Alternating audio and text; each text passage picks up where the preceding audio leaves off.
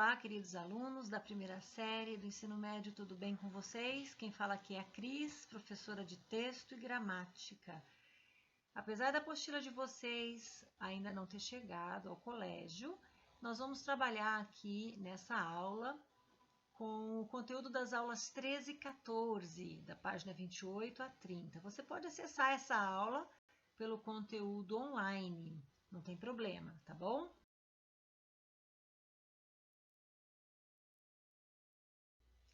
O tema da aula é contextualização, apreensão e compreensão de sentidos. Como é que eu leio os textos? Nós vamos ver que, como objetivos dessa aula, eu vou tentar apresentar para vocês dois patamares de leitura, o que significa a apreensão e o que significa a compreensão de sentidos. E também tentar habilitar vocês a praticar a leitura como um processo de decifração dos sentidos inscritos no contexto interno, além de incentivar vocês a correlacionar o que é sentido decifrado no contexto interno com os sentidos de outros textos do mesmo espaço cultural, relacionar o que está dentro do texto com o contexto externo, o espaço cultural. Então, voltando mais um pouquinho só para reforçar, essas são as aulas 13 e 14 da apostila 2, página 28 a 30. O que será a apreensão? A apreensão, pessoal, é a análise interna do texto.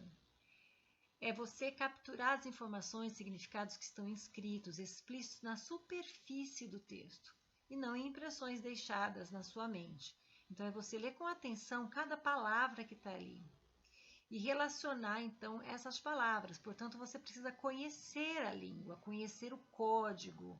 Se você vai ler um texto em português, você precisa conhecer as palavras da língua portuguesa.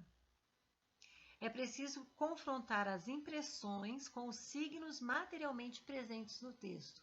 Às vezes você pode até ter uma ideia sobre o que o texto diz, mas se as palavras que estão ali significam outra coisa, é isso que esse item quer dizer. Você precisa confrontar e ver se aquilo realmente está presente no texto lido. E conhecer, então, a estrutura sintática utilizada, né? Ajuda você a ler um texto quando você entende o que é o sujeito, o que é o verbo, o que é o complemento. E, portanto, o texto tem sentido na correlação das suas partes internas. O que significa isso? Que o significado das palavras não é solitário, mas é solidário. Um joguinho de palavras só para você entender. Então, cada palavra, dentro do contexto interno de relação que se estabelece entre si, entre uma e outra palavra de um enunciado, é que vai dar o sentido desse texto. Agora, a compreensão. Nós vimos que a apreensão é a compreensão das palavras do contexto interno do texto. A compreensão ela vai além, ela vai para o contexto externo. Então, eu vou tentar articular os sentidos apreendidos, a minha compreensão das palavras usadas no texto, o sentido daquelas frases ali internas do texto, ao meu conhecimento de mundo, ao repertório cultural que eu fui adquirindo, que são os dados, os costumes, os valores, as crenças, que veio desde sempre até hoje, que continua sendo alimentado. E ao contexto mais amplo, as relações da atualidade, as informações que eu tenho sobre cinema, sobre teatro, tudo isso vai fazer com que a minha compreensão seja ampla, verdadeira. Apreender um texto é entender o sentido interno dele. Compreender é conseguir perceber as relações externas. É fazer inferências e aí sim, então, interpretar verdadeiramente um texto. E aí, resumindo, nós temos que a apreensão é a aptidão de captar os sentidos e efeitos de sentido dos enunciados inscritos no interior do texto e das relações que eles mantêm entre si. Então, depende do código.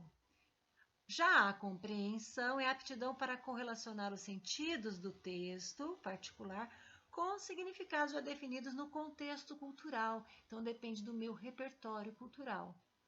quer dizer que a apreensão eu preciso conhecer gramática e língua portuguesa.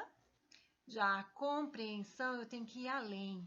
Além de saber língua portuguesa, eu preciso conhecer outras disciplinas do campo do saber. E atualidade, e cinema, e arte, filosofia, e geografia, e tudo o que eu puder trazer, eu vou compreender tanto melhor. Então, eu trouxe aqui para vocês o exercício 2 da apostila Anglo, para comentar, para que vocês tenham noção de como isso é cobrado no Enem, por exemplo. O enunciado diz assim: era um dos meus primeiros dias de sala de música. A fim de descobrirmos o que deveríamos estar fazendo ali, propus à classe um problema. Inocentemente perguntei: o que é música?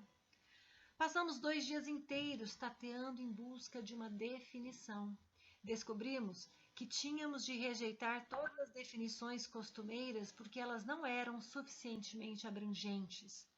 O simples fato é que, à medida que a crescente margem, a que chamamos de vanguarda, continua essas explorações pelas fronteiras do som, qualquer definição se torna difícil.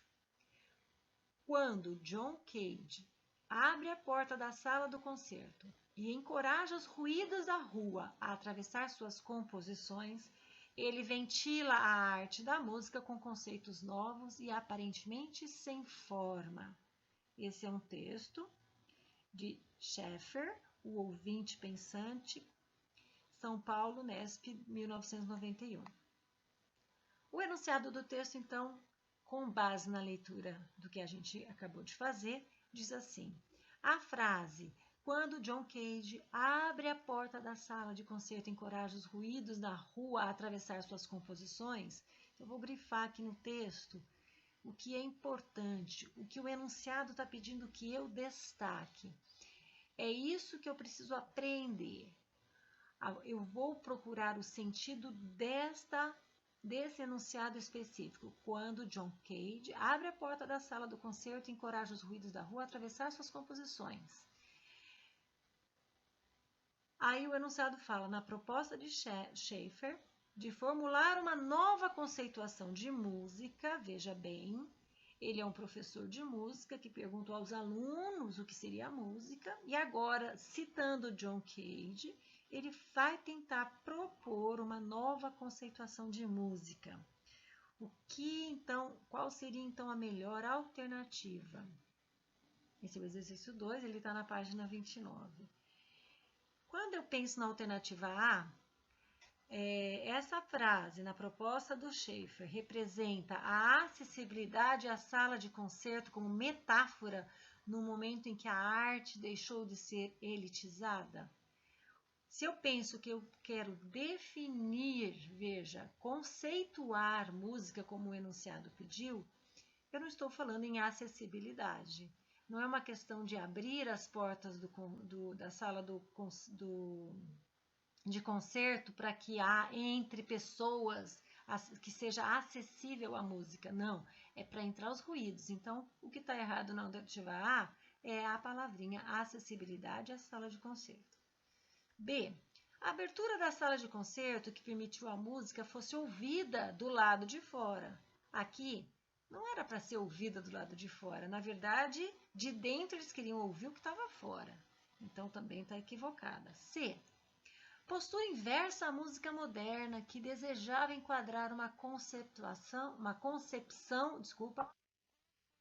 Não, a gente percebe pela leitura completa do texto que ele estava falando justamente da vanguarda de abrir. Então, não é uma postura inversa, mas sim uma postura completamente alinhada à música moderna, que foi a atitude do John Cage de abrir a porta da sala de concerto.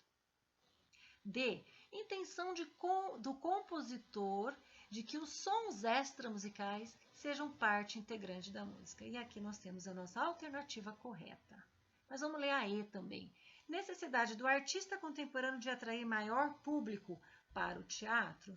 Não, ninguém está tentando atrair. O que a gente percebeu, ele está atraindo os sons.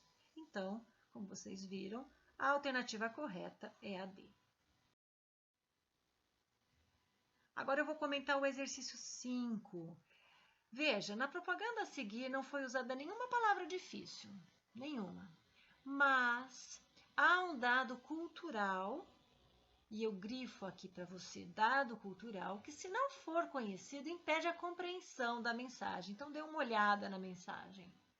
Qual seria o dado cultural que está aqui, que se você não conhecer, você não consegue compreender a propaganda? São Cristóvão recomendam. Quem é São Cristóvão, pessoal? São Cristóvão é o santo padroeiro dos motoristas. Mas por que o São Cristóvão recomendam? Veja, estou grifando ali, o que está bem pequenininho, aí eu transcrevi maior. É o nome da cerveja, Kronenbier, a primeira cerveja sem álcool. Bom, então agora as coisas fazem relação. Se São Cristóvão é o padroeiro dos motoristas, quer dizer, aquele santo que intercede por quem está dirigindo, você que dirige pode tomar essa cerveja, já que ela é sem álcool. Percebe? O dado cultural, saber que São Cristóvão é o santo padroeiro que cuida dos motoristas, nos faz entender que ele recomenda esta cerveja e não outra, porque esta é sem álcool. O álcool com a direção não combinam, mas se essa cerveja é sem álcool, o motorista pode consumi-la. E aí, é uma questão discursiva, eu apaguei aqui para você ir pensando qual é o dado cultural, nós acabamos de comentar. Qual a mensagem dessa publicidade? O que é que está sendo veiculado aqui? Pensa aí com você. E qual o grande argumento usado para reforçar essa mensagem? Não é mesmo? Pensou? Vamos ver as respostas? O dado cultural é de que São Cristóvão é entre os católicos o santo padroeiro dos motoristas. Como eu falei, se você não sabe disso, fica difícil entender a propaganda. Qual a mensagem dessa publicidade? A presumível mensagem é: pode-se consumir a cerveja da marca anunciada e dirigir sem risco porque ela não contém álcool. E o grande argumento usado para reforçar essa mensagem é de que São Cristóvão recomenda, ou seja, é o próprio santo protetor dos motoristas que recomenda o consumo da cerveja, porque afinal de contas ela não contém álcool. Percebe, pessoal? Esse é um tipo de exercício que avalia a leitura da compreensão geral. Além de apreender o sentido das palavras, se você não compreende o contexto cultural em que ela foi colocada, você não consegue, então, interpretar a propaganda. Essa é uma propaganda da Hortifruti. Se vocês percebem, tem a imagem, tem as palavras, a incrível rúcula. Na Hortifruti ela ganhou superpoderes, aqui a natureza é a estrela. Então, diante dessa propaganda, o meu repertório cultural, novamente, vai fazer a diferença. E aí eu vou perceber que é necessário fazer a intertextualidade com o filme O Incrível Hulk, o que é possível pela semelhança sonora do título, pela escolha da imagem das folhas da rúcula, vejam, em forma de uma mão, aludindo-se à mão do Hulk, e pela expressão superpoderes, que remete ao mundo de super-heróis, né? E ainda que a Hortifruti apresenta, aqui a natureza é a estrela, tudo isso remete ao contexto cultural do cinema, e aí eu faço a relação e a leitura apropriada da propaganda do Hortifruti. O seu produto é super, e aí eu vou querer comprar a rúcula do Hortifruti. Outro anúncio da Hortifruti. Na Hortifruti eles se uniram em busca de uma alimentação saudável, e aí eu tenho a imagem dos Minions, mas na verdade são milhos, vestidos de Minions, e a propaganda fala Millions. Eu vejo que a referência externa é o filme dos Minions, amplamente conhecido. Há também a cor dos Minions, que é a mesma que é dos Millions, amarelos, na verdade os milhos. Alusão à união desses seres, eles andam sempre juntos no filme. Aqui também, eles estão unidos em busca de uma alimentação saudável. A natureza é a estrela, novamente destaca os produtos, a qualidade dos produtos. Então, alunos, essa foi a nossa aula sobre as aulas 13 e 14 da sua apostila número 2. E aqui eu deixo um link que vocês podem assistir no plural e em seguida fazerem os exercícios de TNTC referentes a essas aulas, tá bom?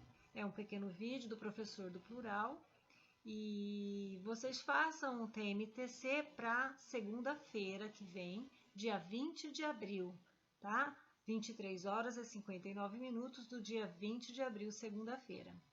Por hoje é isso, um bom trabalho, bons estudos para vocês. Tchau, tchau.